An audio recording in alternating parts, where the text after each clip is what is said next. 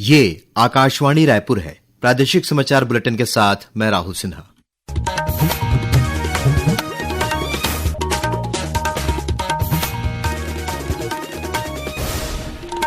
और पेश आज के मुख्य समाचार। वरिष्ठ आईएएस अधिकारी विकासशील होंगे, छत्तीसगढ़ के नए मुख्य सचिव। राज्य शासन ने जारी किया आदेश। छत्तीसगढ़ राज्य निर्वाचन आयोग स्थानीय निकायों के चुनाव में उत्कृष्ट प्रबंधन के लिए अंतर्राष्ट्रीय स्तर पर अवार्ड के लिए नामांकित। छत्तीसगढ़ को रेशम उत्पादन के क्षेत्र में उत्कृष्ट कार्य के लिए बेस्ट सेरीकल्चर स्टेट के राष्ट्रीय पुरस्कार से सम्मानित किया गया। और स्वच्छता ही सेवा अभियान के तहत आज प्रदेश के विभिन्न जिलों में किया गया सामूहिक श्रमदान। अब समाचार विस्तार से। भारतीय प्रशासनिक सेवा के वरिष्ठ अधिकारी विकासशील छत्तीसगढ़ के नए मुख्य सचिव होंगे। राज्य शासन के सामान्य प्रशासन विभाग ने आज इस संबंध में आदेश जारी कर दिया है। श्री विकासशील भारतीय प्रशासनिक सेवा के छत्तीसगढ़ कैडर के वर्ष 1994 बैच के अधिकारी हैं। वे वर्ष 2018 से केंद्रीय प्रतिनियुक्ति पर हैं।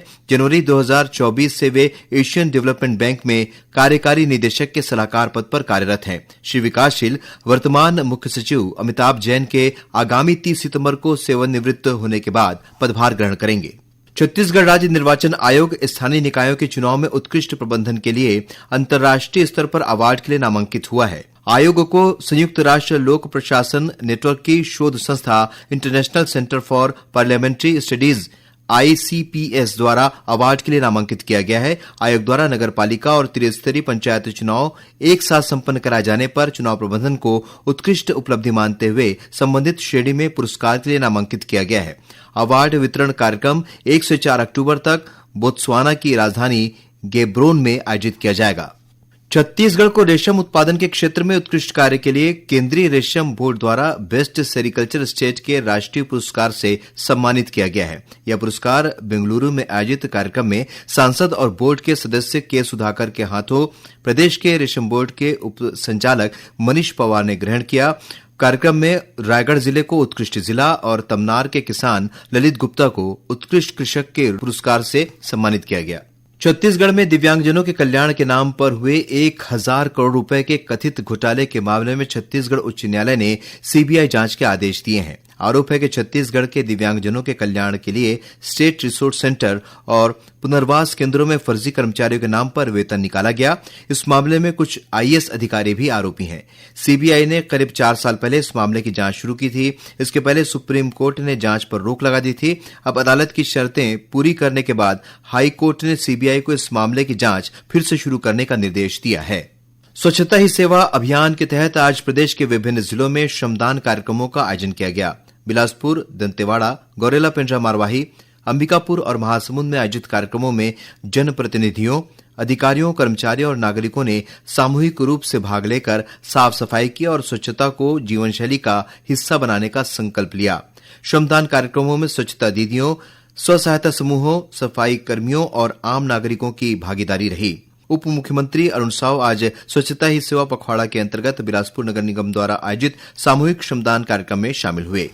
वस्तु और सेवा कर जीएसटी की दरों में किए गए सुधारों का राजनांदगांव सांसद संतोष पांडे ने स्वागत करते हुए कहा है कि यह प्रधानमंत्री नरेंद्र मोदी द्वारा उठाया गया एक क्रांतिकारी कदम है। आकाशवाणी समाचार से बात करते हुए श्री पांडे ने कहा कि जीएसटी रिफॉर्म से रोजमर्रा की चीजें सस्ती हो गई हैं, जिससे आम लोगों को राहत मिलेगी। अभी जो जीएसटी में रिफॉर्म उन्होंने किया है जी, 4 स्लैब थे उसको समाप्त करके और छोटे छोटे केवल 2 स्लैब। तो मैं तो ये कहूंगा कि रोजमर्रा की चीजें, टूथब्रश, पेस्ट, कंघी, तेल, स्वल्पाहार, भोजन, इसमें आने वाली जितनी भी चीजें हैं, खाद्य पदार्थ, मोटरसाइकिल भी है, कार भी है, सब में जो उसके दामों में गिरावट आई है, मैं तो ये कहूंगा कि स्वतंत्रता के बाद पहली बार ये क्रांतिकारी कदम यदि किसी ने उठाया है तो इस देश के प्रधानमंत्री नरेंद्र मोदी जी ने उठाया है। राष्ट्रीय और राज्य आपदा प्रबंधन प्राधिकरण की संयुक्त पहल पर आज प्रदेश के विभिन्न जिलों में बाढ़ आपदा जैसी चुनौतियों से निपटने के लिए मॉक ड्रिल का आयोजन किया गया। इसके तहत नवा रायपुर के सेंध लेक में बाढ़ आपदा पर मॉक ड्रिल हुआ। रायपुर जिले के अपर कलेक्टर नम्रता जैन ने कहा कि आपदा से बचाव के लिए जिला प्रशासन और विभिन्न विभागों के सहयोग से मॉक ड्रिल किया गया। आज का जो कार्यक्रम सेंट जलाशय में हुआ था वो एक मॉक ड्रिल अभ्यास था। हमारे विभिन्न विभाग, संस्था, एनडीआरएफ, एसडीआरएफ, पुलिस प्रशासन और जिला प्रशासन के अंतर्गत विभिन्न विभाग, स्वास्थ्य विभाग, पीडब्ल्यूडी विभाग, पीएचडी विभाग, इन सभी के द्वारा एक मॉक ड्रिल किया गया था कि अगर बाढ़ आ जाती है तो हम कैसे प्रिपेयर करेंगे और सबकी प्रिपेयर्डनेस कैसी है, उसका मॉक ड्रिल था। प्रादेशिक समाचार आप आकाशवाणी रायपुर से सुन रहे हैं।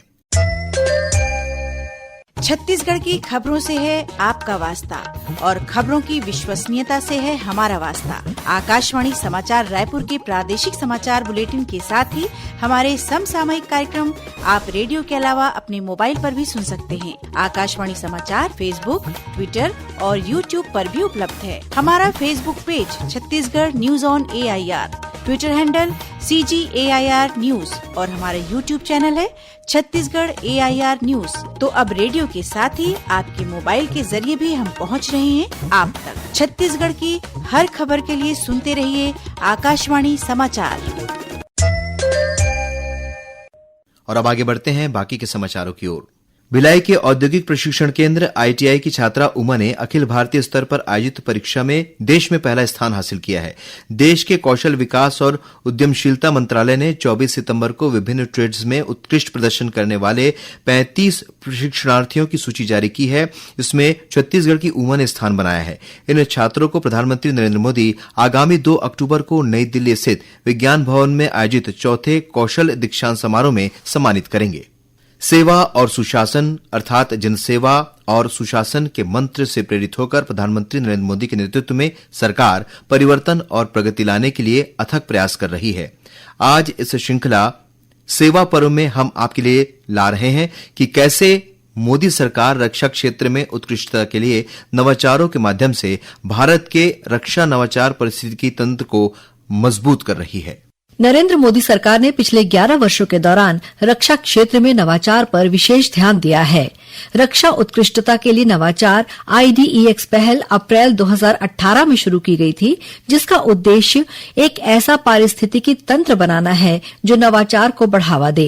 सशस्त्र बलों ने IDEX समर्थित स्टार्टअप्स और MSME से 2400 करोड़ रुपए से अधिक मूल्य की 43 वस्तुएं खरीदी हैं, जो रक्षा तैयारियों के लिए स्वदेशी नवाचार में बढ़ते विश्वास को दर्शाता है। पिछले कुछ वर्षों में हुए परिवर्तनों ने भारत में एक नवोन्मेषी संस्कृति का निर्माण किया है। आज एक ठोस पारिस्थितिकी तंत्र मौजूद है और भारत रक्षा क्षेत्र में आत्मनिर्भरता प्राप्त करने की दिशा में तेजी से आगे बढ़ रहा है। समाचार डेस्क, आकाशवाणी समाचार। विश्व प्रसिद्ध बस्तर दशहरा के तहत कल शाम फूल रथ की पहली परिक्रमा संपन्न हुई। इस रस्म के तहत मां दंतेश्वरी के छत्र को बाजे गाजे के साथ मावली माता मंदिर लाया गया। इसके बाद सिरासार भवन के पास फूलों से सुसज्जित विशालकाय 2 मंजिला रथ में मां दंतेश्वरी के छत्र को रथ में आरूढ़ किया गया, जहां पुलिस बल द्वारा माईजी को हर्ष फायरिंग कर सलामी दी गई। इसके बाद रथ की परिक्रमा कराते हुए माईजी के छत्र को दंतेश्वरी मंदिर में रखा गया। बस्तर दशहरा में आज फूल रथ की दूसरी परिक्रमा होगी। और अब पेश है मौसम का हाल।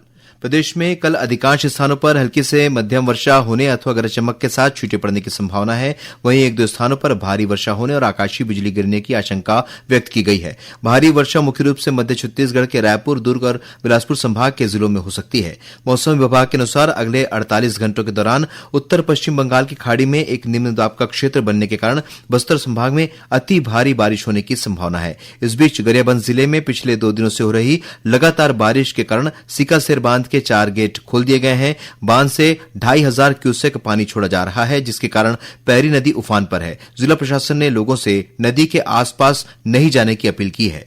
और अब कुछ समाचार संक्षेप में। भारतीय जनता पार्टी ने आज से देशभर में आत्मनिर्भर भारत और हर घर स्वदेशी अभियान की शुरुआत की है। नई दिल्ली में आयोजित एक संवाददाता सम्मेलन में पार्टी महासचिव अरुण सिंह ने घोषणा की कि यह अभियान पूर्व प्रधानमंत्री अटल बिहारी वाजपेयी की जयंती 25 दिसंबर तक जारी रहेगा। रायपुर एयरपोर्ट से एयर कार्गो की सुविधा शुरू हो गई है। अब छत्तीसगढ़ के व्यापारी अपने उत्पादों को एयर कार्गो के जरिए देश के विभिन्न शहरों में भेज सकेंगे। एकात्म मानववाद और अंत्योदय के प्रणेता पंडित दीनदयाल उपाध्याय की जयंती पर मुख्यमंत्री विष्णुदेव साय ने उन्हें श्रद्धांजलि अर्पित की है। मुख्यमंत्री कल रायपुर में आयोजित राष्ट्रीय सेवा योजना के राज्य स्तरीय स्थापना दिवस और सम्मान समारोह में शामिल हुए। लोक निर्माण विभाग ने 7 मुख्य अभियंताओं के नए पदस्थापना आदेश जारी किए हैं। केंद्रीय संचार ब्यूरो के क्षेत्रीय कार्यालय जगदलपुर द्वारा बस्तर जिले के पोटानार गांव में आज राष्ट्रीय पोषण माह और स्वस्थ नारी स्वस्थ परिवार विषय पर लोक संपर्क कार्यक्रम का आयोजन किया गया। कार्यक्रम में मुख्य अतिथि के रूप में बस्तर सांसद महेश कश्यप शामिल हुए। श्री राम लला दर्शन योजना के तहत सरगुजा संभाग के 850 श्रद्धालु अयोध्या धाम के लिए रवाना हुए। संस्कृति मंत्री राजेश अग्रवाल और कृषि मंत्री रामविचार नेताम ने अंबिकापुर रेलवे स्टेशन से ट्रेन को हरी झंडी दिखाकर रवाना किया और इंदिरा गांधी राष्ट्रीय मुक्त विश्वविद्यालय इग्नू द्वारा ओडीएल ऑनलाइन पाठ्यक्रम में प्रवेश और पुनः पंजीकरण की तिथि बढ़ाकर 30 सितंबर कर दी गई है। अंत में मुख्य समाचार एक बार फिर। वरिष्ठ आईएएस अधिकारी विकासशील होंगे, छत्तीसगढ़ के नए मुख्य सचिव। राज्य शासन ने जारी किया आदेश। छत्तीसगढ़ राज्य निर्वाचन आयोग स्थानीय निकायों के चुनाव में उत्कृष्ट प्रबंधन के लिए अंतर्राष्ट्रीय स्तर पर अवार्ड के लिए नामांकित। छत्तीसगढ़ को रेशम उत्पादन के क्षेत्र में उत्कृष्ट कार्य के लिए बेस्ट सेरीकल्चर स्टेट के राष्ट्रीय पुरस्कार से सम्मानित किया गया। और स्वच्छता ही सेवा अभियान के तहत आज प्रदेश के विभिन्न जिलों में किया गया सामूहिक श्रमदान। इसी के साथ प्रादेशिक समाचार बुलेटिन समाप्त हुआ। नमस्कार।